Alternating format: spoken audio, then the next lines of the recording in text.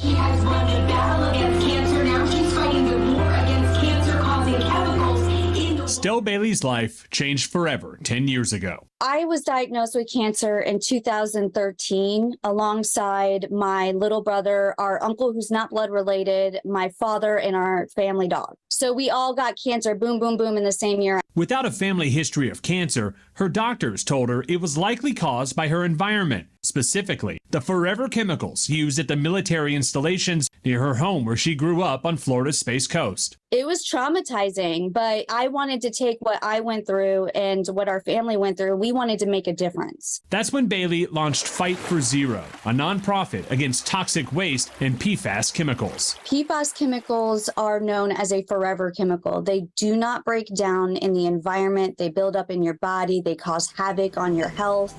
PFAS chemicals are in products we use in our everyday lives. Things like cleaners, especially ones that target grease and stains, personal care products like shampoo and makeup, and a lot of water-resistant materials, okay? So a rain jacket, your umbrella, they're all coated with these kinds of chemicals. But here's the problem. These chemicals don't break down naturally. So if these are thrown away, they leach through the landfill, get into our groundwater, and that's how these forever chemicals stay in our environment. It's literally raining PFAS on us. Earlier this month, the U.S. Geological Survey posted the results of a 5-year study where scientists tested private wells and public water sources all over the country. In Florida, researchers found detectable amounts of PFAS chemicals in the tap water in the Gainesville, Tampa, and Fort Myers areas. Nationwide, researchers estimate almost half of the tap water in the U.S. carries these forever chemicals. Should we be concerned about that? Absolutely. You should be concerned and you should be upset. Dr. Nora Demers is a biology professor at Florida Gulf Coast University. She says the fact that these chemicals are in our water, that's just the tip of the iceberg. It being in the water is a symptom of a larger disease. Unless we go after the disease and address the fact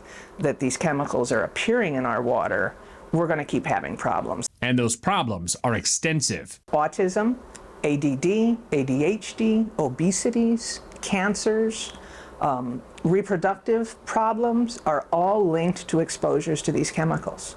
And this stuff's in our drinking water.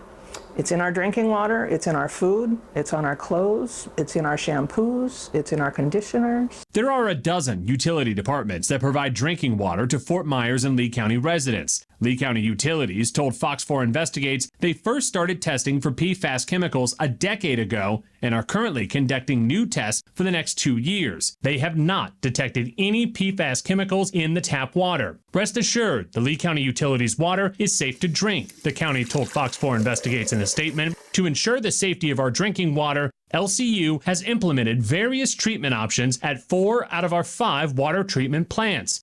Bailey says there are steps that you can take to fight back against these chemicals. If you do have it in your tap water, I highly recommend getting a filtration system that will lessen that exposure. Meanwhile, back at FGCU, Professor Demers says it may come down to changing our habits as consumers to eventually stop using these types of chemicals. Ryan Kruger, Fox 4 Investigates.